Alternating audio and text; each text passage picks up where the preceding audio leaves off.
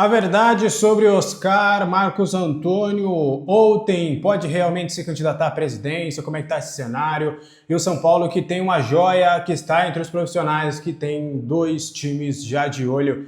Isso e outras notícias, bora trazer um pouquinho sobre algumas situações do São Paulo, tem muita informação, tem 1, 2, 3, 4, 5, 6, 7, 8, 9, 10, 11, 12 informações, se eu não contei errado, acho que eu contei errado, mas tem muita informação aqui para vocês, bora lá falar sobre São Paulo Futebol Clube. Só antes, aqui embaixo na descrição tem o link para você se tornar membro deste canal para ter conteúdo exclusivo, vídeos exclusivos, bastidores, tem 2 planos, você vai gostar demais, te garanto conteúdo de qualidade, beleza? Bora lá falar sobre São Paulo Futebol Clube?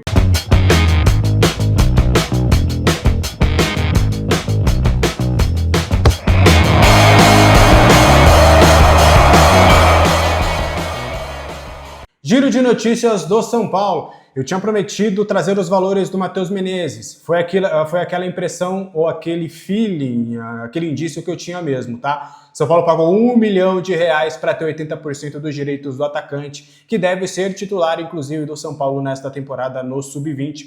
Contrato agora vai até 2029, tá? A multa contratual vai para 60 milhões de euros. Beleza?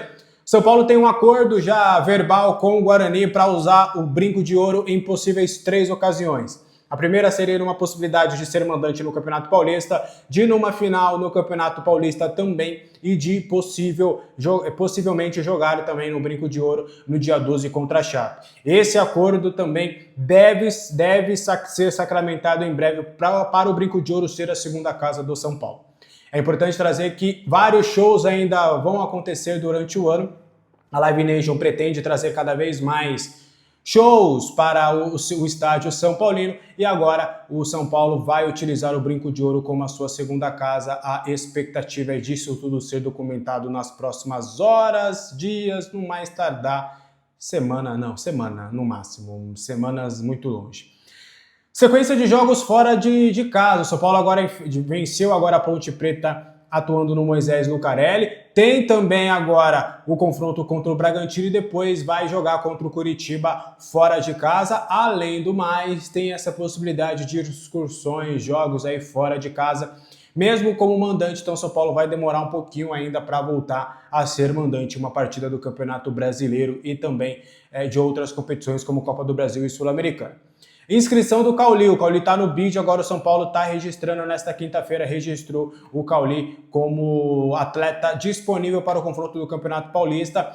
O São Paulo, inclusive, um bastidor importante, chegou a conversar diretamente com um funcionário lá da Federação Baiana para pegar uma documentação específica. O São Paulo que tentou agir o mais rápido possível, mesmo com o feriado de carnaval, para tentar a inscrição e vai conseguir a inscrição do Cauli, tá? Mais informações do São Paulo, um dado interessante que foi dado pelo GE, na última partida contra a Ponte Preta, o Lucas Ramon, ele marcou o primeiro gol e também liderou o ranking de distância percorrida em alta intensidade. Ele correu acima dos 20 km por hora, com cerca de 563 metros, segundo o levantamento da comissão técnica. O lateral também foi o terceiro jogador tricolor com maior distância percorrida na partida, atrás apenas de Danielzinho e Pablo Maia. Segundo os dados do clube, o Lucas Ramon correu 10 quilômetros durante 90 minutos. São poucos, né, os jogadores que têm essa vitalidade. Eu corro, gosto de correr quase todo dia. Chegar em 10 quilômetros em 90 minutos, correu demais aí o nosso querido numa partida de futebol, correu demais o Lucas Ramon. Os cenários do São Paulo para ser mandante na semifinal do Campeonato Paulista. Atuando no tempo normal, o São Paulo tem que contar com o Novo Horizontino e o Palmeiras sendo eliminados, tá? Ou o Novo Horizontino ou o Palmeiras eliminado e o Palmeiras vencer a Portuguesa nos pênaltis. Um outro cenário seria o Novo Horizontino ou o Palmeiras serem eliminados e a Portuguesa vencer nos pênaltis e o São Paulo tirar 6 gols de saldo, ou seja, o São Paulo acabar vencendo o Bragantino por 6-0. Já vencendo nos pênaltis, se o São Paulo passar do Bragantino nos pênaltis, Palmeiras e Novo Horizontino têm que ser eliminados nos pênaltis para isso acontecer. Então, o São Paulo tem até uma missão difícil aí para conseguir jogar em casa na semifinal do Campeonato Paulista. Para fechar o giro de notícias, nesta quinta-feira a Ferreirinha foi para campo, tá? Mas trabalhou com carga adaptada de acordo com o clube. Ele fez atividades com bola junto ao atacante André Silva e o elenco, e aí depois o Hernan Crespo promoveu um coletivo, mas o camisa 11 acabou não participando, ficou de fora. Ele é dúvida para o confronto contra o Bragantino, mas do que o Alexandre tem de informação, amanhã ele deve treinar bem e pode ir para esse jogo. Beleza? Bora para as informações principais do vídeo de hoje? O Nicolas, ele tirou a cidadania, o passaporte espanhol, e ele está na mira de 2 clubes, a Roma e também o Sevilha. São as 2 equipes que estão de olho na contratação do lateral esquerdo, do jovem lateral esquerdo, que agora tem contrato já longo com o São Paulo. O seu vínculo agora é até dia 31 de dezembro de 2029. O São Paulo aumentou a sua multa para o mercado nacional, deu um aumento de salário para o atleta e agora colocou um aumento salarial na multa. Colocou na multa contratual para o mercado brasileiro 110 milhões de reais. Então qualquer clube brasileiro que queira comprar o Nicolas terá que pagar essa bagatela. Já para o mercado externo, aí essa multa contratual passa ali dos 500 milhões. Então o São Paulo está bem seguro nesse quesito. Roma e Sevilha têm observado de perto a situação do Nicolas. Soube que representantes dos 2 clubes estiveram ali acompanhando a final da Copinha, onde ele estava na partida. É um jogador que realmente tem chamado a atenção de algumas equipes da Europa e há uma perspectiva de no meio do ano chegar uma proposta. Ele veio essa situação para uma pessoa importante do São Paulo, ele me afirma que é normal essa sondagem, só que nesse momento não chegou nada ao clube e que, obviamente, o São Paulo adotou agora uma política diferente. A ideia é que o Nicolas fique no clube, evitou colocar preço, alguma coisa nesse sentido, falou que realmente o Nicolas faz parte dos planos e a ideia é maturar o jovem jogador para a sequência da temporada. Você gosta do Nicolas? Para mim é um baita de um jogador, tem que ser bem maturado, que pode ajudar bastante o São Paulo Futebol Clube. E diferente do Patrick, que tinha qualidade técnica, acho que o Nicolas também é bom de cabeça, que é o fato mental foi o que mais prejudicou o Patrick nesses tempos de São Paulo. Então eu espero que o Nicolas consiga aí, ainda com a camisa tricolor, bons frutos, e acho que ele poderia ser potencializado, por exemplo, pelo técnico Hernan Crespo. O que você acha? Quero saber a sua opinião aí nos comentários, tá? E o Outen Aires, existe um movimento por parte dele de tirar o Maciz do poder, de se tornar presidente. Informação que foi dada primeiro pelo Paulo Pontes, lá do Tricolor da Web, e a gente conversou com vários conselheiros no dia anterior. A gente tem conversado com conselheiros e várias situações, tanto pessoas que são próximas ao Outen. O Outen também, ele sempre se disponibilizou muito bem para tratar e conversar com a imprensa. Conversamos com pessoas que são opositores também ao Outen, que não gostam tanto assim dos trabalhos dele como presidente do Conselho Deliberativo. E aí a gente foi tentar entender esse cenário. O que a gente tem de informação respeitando a apuração de todos? Não há hoje um movimento, me disseram que é praticamente impossível que o Outen consiga fazer qualquer questão para derrubar o Maciz. Porque não teriam elementos o suficientes ou situações, indícios de que o Maciz tenha feito alguma irregularidade, alguma coisa a ponto dele também acabar sendo empichado. Muito pelo contrário, até pessoas da própria oposição eles falam e reiteram que o Maciz não faz parte das investigações, e isso é um fato. Eu converso com o pessoal do Ministério Público, da Promotoria de Justiça, eu converso com essas pessoas e da Secretaria-Geral, e não há o nome do Maciz nas investigações que têm acontecido do estádio do Morumbis e também nas negociações, nas supostas irregularidades aí que a polícia está investigando. E aí não há um elemento de fato para essa saída. Então essas pessoas acreditam que isso não vai acontecer. O que de fato tem acontecido, e aí é o que eu tenho de apuração, tá? O Outen tem se movimentado, sim, pensando numa candidatura à presidência no final do ano.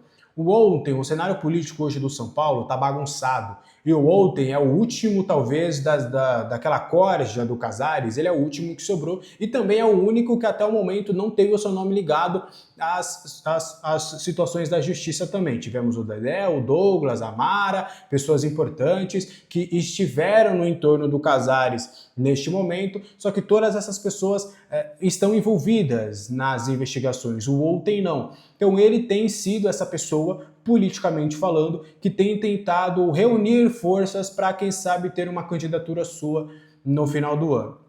Então uma queda do Maciz, ele causar isso? Muito difícil. É óbvio que o Outen tem várias situações bem controversas, também não, por mim, ele não seria o presidente do Conselho Deliberativo e tampouco presidente do clube do tamanho do São Paulo. Acho que eu tenho diversas divergências com o Outen, em termos de profissional. Mas o que eu tenho de informação é que não há esse movimento de queda do Maciz. Eu ouvi também falar sobre áudio comprometedor e tudo, é muito mais boatos e invenções para tentar realmente já trazer esse lado político. E eu falo para vocês se prepararem. Esse ano de 2026, com esse caos político que está o São Paulo, todo mundo foi para um lado, não está muito claro de qual lado cada um está. Alianças serão formadas e preparem-se, porque também haverá uma jogatina aí, pessoas que vão usar de todos os artifícios para poderem estarem no poder,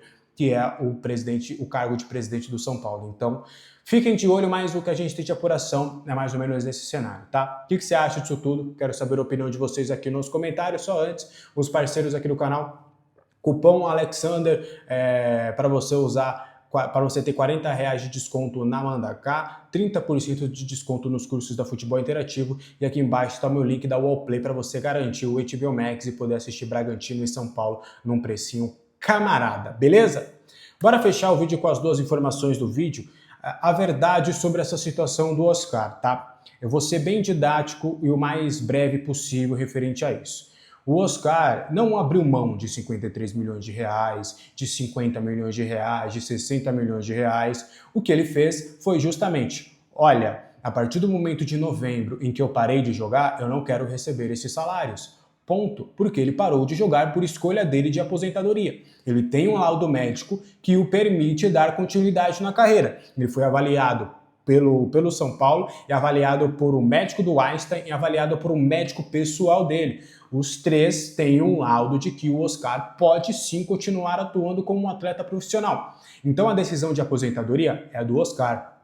Então nada mais correto dele não receber os seus salários desde o momento em que ele decidiu não ser mais um atleta profissional. Pô, Alex, já que ele assinou um contrato, ele poderia brigar por esses valores? Poderia, a gente sabe como é justiça, e aí dependeria muito de um juiz ali para decretar isso, mas falar que o Oscar abriu mão, e essa é a versão, tá, do staff do atleta, das pessoas do atleta, que ele abriu mão de uma bolada e que ele só quer as luvas, isso é balela. Ele não vai receber aquilo que ele não trabalhou, isso é ponto, ele não é nenhum herói por fazer isso.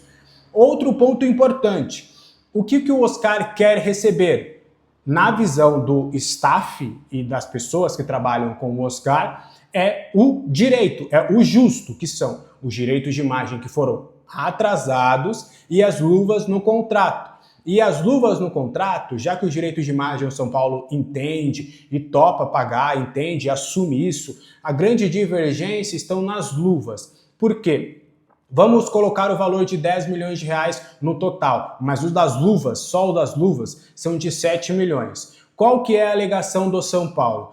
Eu não tenho que te pagar esses 7 milhões na íntegra. Por quê? Você assinou 3 anos de contrato e cumpriu 1. Então a gente tem que fazer um proporcional desses valores. Se era um contrato de 3 anos, você cumpriu 1, a gente pega esses 7 milhões, divide em 3 e o que eu tenho que te pagar é isso e subtrai do que eu já paguei de você de luvas e esse é o valor que eu tenho para te pagar. É mais ou menos 1,5 milhão, por exemplo, que o São Paulo acredita que deve pagar ao Oscar referente às luvas. Já o staff do Oscar fala, a versão é a seguinte, não, peraí. Luvas é coisa diferente. A gente entende os direitos de imagem e os salários, mas as luvas não é porque elas foram diluídas durante todo o contrato que os pagamentos são corretamente assim. A luva é pela assinatura, e aí a gente aceitou parcelar porque você não tinha um valor à vista. Então o valor das luvas não, a gente quer receber inteiro porque é um bônus pela assinatura, é um direito pela assinatura do contrato. Se o contrato foi cumprido na sua totalidade ou não, é uma outra questão.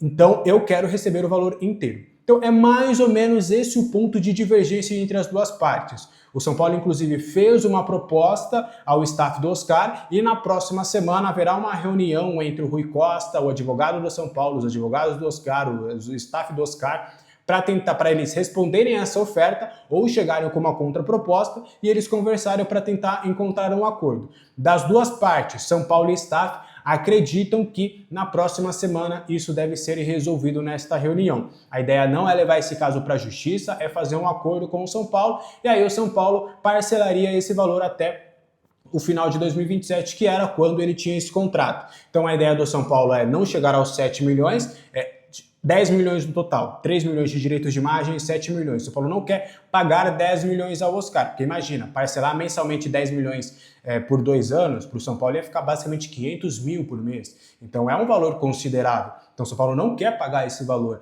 e entende que não é, entre aspas, justo pagar esse valor. Então o São Paulo quer diminuir isso, parcelar até o final do contrato e começar a arcar com esses valores referentes ao Oscar. Em um primeiro momento, até o staff queria grande parte desse valor à vista, o São Paulo negou, falou que não tem condições disso acontecer e queria parcelar todo esse valor. Então são esses alguns bastidores dessa situação do Oscar, tá? Então é mais ou menos nesse cenário, e até essas luvas, grande parte dessas luvas iriam para os seus agentes, porque seria um comissionamento e tudo, enfim, são algumas dessas questões e essa que temos é a verdade sobre o Oscar neste momento. Hoje o Pedro Lopes trouxe a sua informação, a gente foi buscar a nossa informação e a gente trouxe aqui para vocês todos os detalhes sobre essa situação.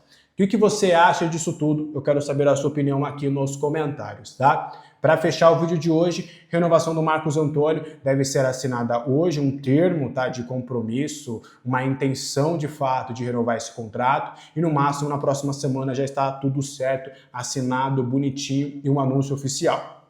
Do que eu, Alex, tenho de informação e sempre falei aqui para vocês, o Flamengo ofertou altos valores. Não tenho a informação do Gabriel Sá de 2 milhões mensais para o Marcos Antônio, tá? Não tenho essa informação respeitando ele é um ótimo setorista, eu brinco até com ele mesmo que ele é o melhor que temos hoje no São Paulo, só que eu tenho uma informação diferente. O que eu tenho do lado do Flamengo, inclusive, essa informação que foi me dita não foi através do staff, foi através do Flamengo, foi de que os valores seriam algo em torno de 1.400 milhão por mês, e isso contando tudo. Salário, direitos de imagem, luvas e até comissão de empresários, que eles fizeram um bem bolado, eles entenderam que chegariam neste valor. E esses valores, por exemplo, seriam um pouquinho mais do que o dobro do que o Marcos Antônio recebe hoje no São Paulo. E agora com essa nova renovação, que vai ser assinada até 2030, ele se tornará o quarto maior salário do elenco, terá Lucas, Caleri, Luciano e o Marcos Antônio ali como esse quarto salário, e não vou trazer números corretos, mas serão valores ali de um protagonista do elenco, serão valores ali de que realmente a gente vai olhar e vai falar, beleza, ele é o quarto maior salário do time porque ele merece, porque ele realmente, pro futebol hoje, realmente são valores bem acima, mas não são valores bem factíveis, mas é óbvio que, né, são valores bem acima para qualquer pessoa. Mas ele vai ter uma boa valorização salarial, é quase que o dobro do que ele recebia antes, tá? É menos, um pouquinho menos, mas ele vai ter essa valorização salarial aí sim, referente à sua renovação contratual. Beleza? O que vocês acham disso tudo? Quero saber a opinião de vocês aqui nos comentários. Esse foi o vídeo de hoje, espero que você tenha gostado. Qualquer dúvida, comentários estão abertos. Conto com o seu like, com o seu hype, inscreva-se nesse canal, vamos rumo aos 20 mil inscritos aqui no canal do Alexandre Vieira. Um abraço para todo mundo, compartilha este vídeo, hein? Tchau!